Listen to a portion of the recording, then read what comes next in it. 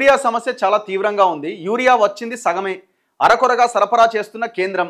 ఖరీఫ్ సీజన్కు 9,80,000 టన్నులు అవసరం. ఇప్పటి వరకు వచ్చింది 5,32,000 టన్నులే. యూరియా సరఫరాలో కేంద్రం విఫలం. సిఎల్పి 3 లక్షల మెట్రిక్ టన్నులు విడుదల చేయండి. నడ్డాకు రాష్ట్ర కాంగ్రెస్ ఎంపీల విజ్ఞప్తి. పార్లమెంటు మకరద్వారం వద్ద ఆందోళన. వర్షంలో సైతం యూరియా కోసం క్యూలో నిలబడి రైతుల నిరీక్షణ. పలు చోట్ల రాస్తారోకో చేపట్టిన అన్నదాతలు. టోకెన్లు జారీ చేసి యూరియా ఇవ్వండి. తుమ్మల. అరే ఎందుకండి ఇంత దారుణమైన సిచ్యువేషన్? వీళ్ళు ఏమంటారంటే నానో యూరియా ఒకటి పట్టుకొచ్చారు. ఈ నానో యూరియా వల్ల సాయిల్ భూమి దెబ్బతినదు. ఈ నానో యూరియాని దాదాపు మొత్తం వాడుతున్న యూరియాలో ఒక 20-25% ఈ నానో 20-25% ఈ నానో యూరియా వాడాలన్నది కేంద్రం ఆలోచన. మరి ఇప్పుడు మీరు దాంట్లో ప్రజల్లో అవగాహన కల్పించి ప్రజలకి ముందు నుంచి అవగాహన కల్పిస్తే అదేమైనా అవకాశం ఉండనేమో. మీరు ఆల్ ఆఫ్ సడన్గా నానో యూరియా వాడండి, యూరియా మీద సప్లై చేయమంటే ఎట్లా?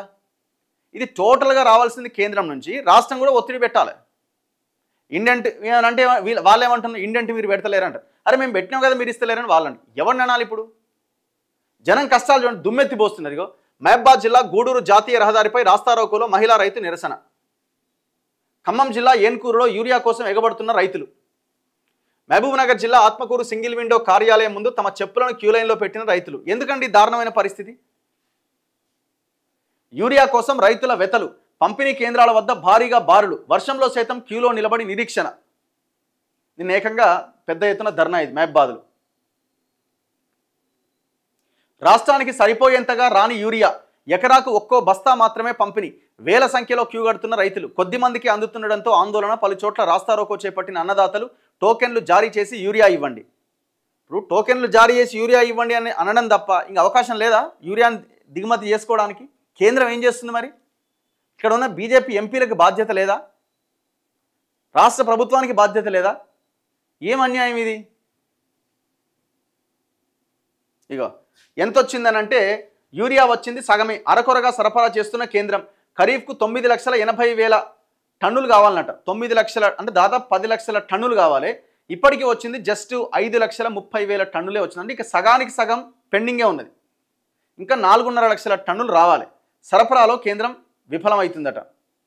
వీళ్ళు లెక్కలతో సహా విడుదల చేసి ఎంతెంత మీరు పంపించారు? ఇప్పుడు రాష్ట్ర ప్రభుత్వం ఇంకో దగ్గర యూరియాని కొనుగోలు చేసి రైతులకు సప్లై చేయడానికి అవకాశం లేదు. ఇది కేంద్రం పరిధిలోది. కేంద్రం సప్లై చేయాలి రాష్ట్రానికి. ఏప్రిల్, మే, జూన్, జూలై, ఆగస్టు మొత్తం కేంద్రము 1,70,000 కేటాయిస్తే రాష్ట్రానికి వచ్చింది ఏప్రిల్ నెలలో 1,21,000 టన్నులే. ఎంత కోత? 49,000 టన్నుల కోత. మే నెల విషయానికి వస్తే 1,60,000 టన్నులు కేటాయించింది. పంపించింది ఎంత? 88,000 టన్నులే. ఇది మే నెల. ఎంత రావాల్సి ఉండే? ఇంకా 72,000 అక్కడ కోత విధించారు. జూన్లో 1,70,000 కావాల్సి ఉంటే కేటాయింపు చేస్తే 98,000 టన్నులే పంపించారు. ఇంకా అక్కడ 72,000 టన్నులు కోత. జూలైలో 1,60,000 టన్నులు కేటాయిస్తే 1,43,000 టన్నులే వచ్చింది. 17,000 కోత. ఆగస్టులో 1,70,000 టన్నులు కేటాయిస్తే జస్ట్ 82,000 టన్నులే వచ్చింది. 88,000 టన్నులు కోత పెట్టారు. ఓవరాల్గా 8,30,000 టన్నులు కేటాయించింది కూడా తక్కువే. యాక్చువల్ కేటాయించాల్సింది 9,80,000. రాష్ట్రానికి ఇంతవరకు వచ్చింది 5,32,000 టన్నులు. ఇంకా ఇప్పటికీ పెండింగ్ ఉన్నది. ఆగస్టు నెల వరకు 2,98,000 టన్నులు ఇంకా పెండింగ్లోనే ఉన్నది. ఎందుకు ఇంత అన్యాయం? ఇగో తెలంగాణకు యూరియా ఇవ్వండి. 3 లక్షల టన్నులు విడుదల చేయండి. నడ్డాకు రాష్ట్ర కాంగ్రెస్ ఎంపీల విజ్ఞప్తి.